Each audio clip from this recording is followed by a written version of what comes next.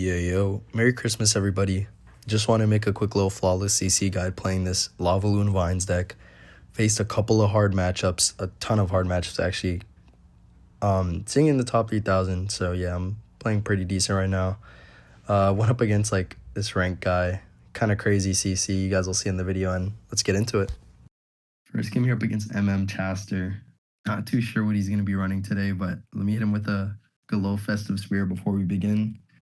And yeah, with this hand, if he doesn't play anything, I'm gonna cycle Baby Dragon. Usually I look to cycle Baby Dragon or Valkyrie in the back first play. It seems like it's gonna be that drill deck. Should be very doable. We'll see. I'm gonna go Mega Mini in the back, get ready for the okay, it's not drill. I don't think I've ever seen that with the drill deck, so not really too sure what he's running anymore.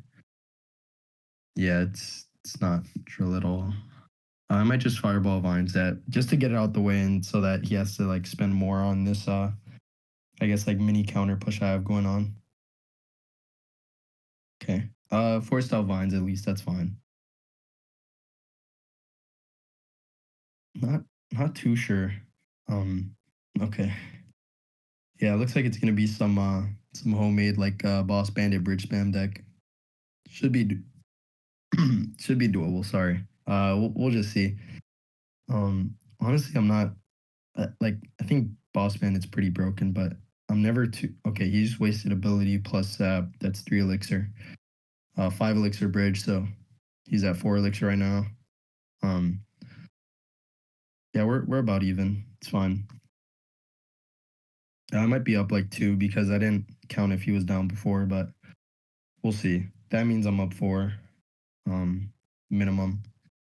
And then now I'm up 1 because I have Mega Minion. I didn't count previously, so I'm being conservative. So now I'm gonna be up 3 or up 4, sorry. And yeah, it's kind of how you count elixir, guys. Just wanted to throw that in there, teach you guys very simply. I honestly don't even like think of how much elixir they have exactly. I just think how much I'm down and up, and then I kind of glance at my elixir bar and just kind of imagine like some. Yeah, I know he's gonna zap. Yeah, pretty obvious. Okay, that was a really bad play. And then kind of imagine like some magical like elixir bar that's opposite to yours, right? So whenever I'm playing, obviously like doing all the math, he has 10 now, he has 7 now, he has like it's too convoluted. So honestly, just tracking based off what you both play, and then just making sure that you track like if you play something that's 4, you're down 4, etc. Like that's the best way. And yeah, like it helped me easily take his tower because I knew when I could go in, I knew when he was overspending, I knew when I was up, and it's really just good in general. Usually like against these homemade decks, I don't worry too much about like matchup tips, like what to do against certain cards, what to do against certain things. I'm more so focused on like elixir counting, stuff like that, because it's like very volatile. Like you're not gonna know what they have, right? So you want to just stick to the basics, make sure you can outplay them, and yeah, that helped me get this win. So let's hop in the next game, guys. Next game you're up against Accused Thyme 827. Usually when I see accounts like this, it's gonna be an alt, so this guy's probably like really good at the game. I don't know if that makes sense, but yeah, so again, doing what I said, I'm gonna cycle one of my Evos in the back. That's gonna be Valkyrie this time.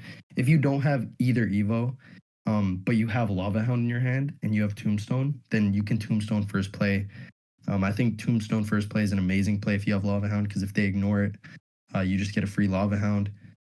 And if they, I'm gonna go Tombstone here into this. And if they don't ignore it, well, you know what I mean? Like it's a Tombstone. Like really, what are they gonna do? Like they have to cycle something in the back. Usually, hopefully, I mean, it's something that you can lava into.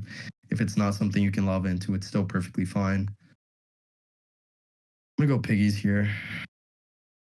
Then I'm gonna go Loon. Or sorry, I was gonna go Baby Dragon, not Piggies. Kind of unfortunate the ghost got pulled over. If the ghost hadn't got pulled over, yeah, I can fireball all this. He placed them like really close, and yeah, that should be quite a lot of damage. And we're in the lead, guys. So in that interaction there, I kind of went Baby Dragon on the side because I seen the Piggies, I seen the ghost.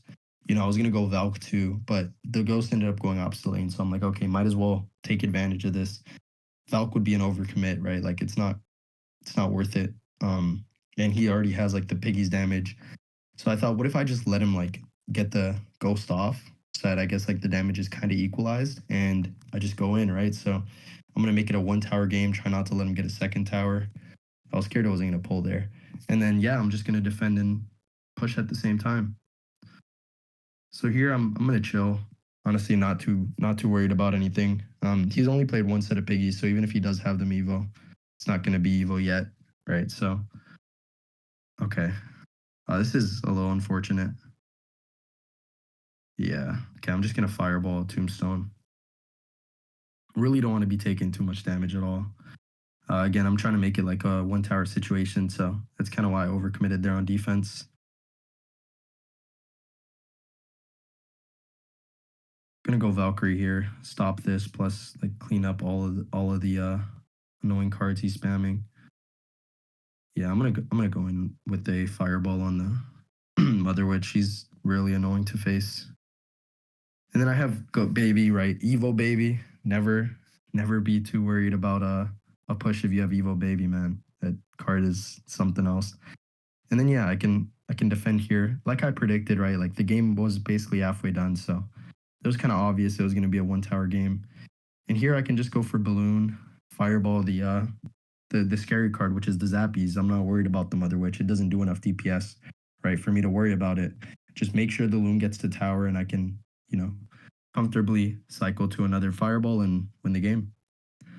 So yeah, guys, just having this sort of planning there, seeing that like, ghosts usually want to defend it. It's a very DPS heavy card, but in this specific matchup, guys, I knew that it was gonna end up like taking just about as much as the piggies did, and it was gonna be a one tower game. So I thought, why would I defend that if I could use my HP as a resource and ultimately win? So yeah, guys, let's hop into the next one.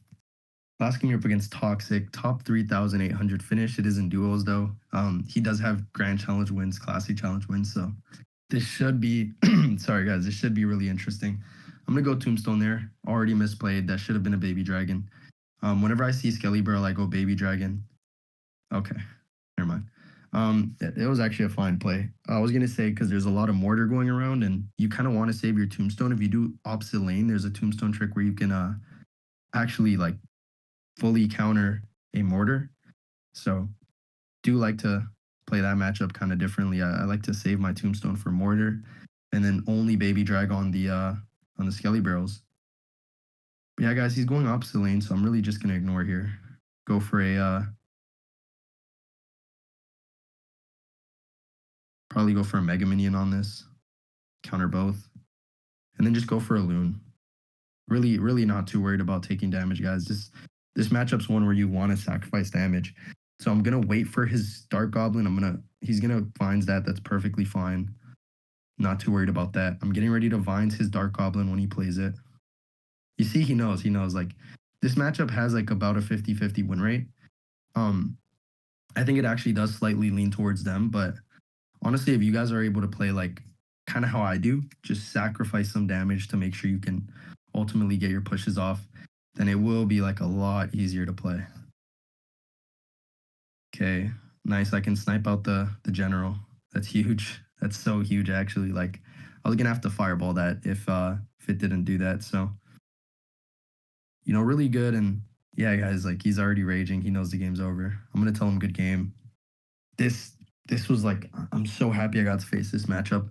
This is one of the most, if not the very most boosted deck in the game, and it's one of the most popular too. And I always watch my friends lose this matchup with Lava Hound, so I thought, why? Or sorry, I just thought, what better game than like this to showcase, I guess, like the classic challenge experience. So yeah, I'm gonna go Valkyrie offensively here, pull back some of the troops, and just try to. Yep, that's game 3 count on the very last game. What a finish, guys! Hope you guys enjoyed. I'm gonna claim everything here. Show you guys I actually did win 12-0, right? Maybe get a good little screenshot for a video after. Again, top 3K guys. I'm gonna do pushes on ladder for videos later. Um, Honestly, guys, just really happy with those last 3 matches. This deck, one of the most popular decks in the game right now. One of the easiest decks, one of the hardest to win against if you don't know what you're doing. very happy I faced that. Recruits, or sorry, Giant Skelly Piggies. I don't know why, but it's been coming back like a lot recently. Like I've seen this deck so much around.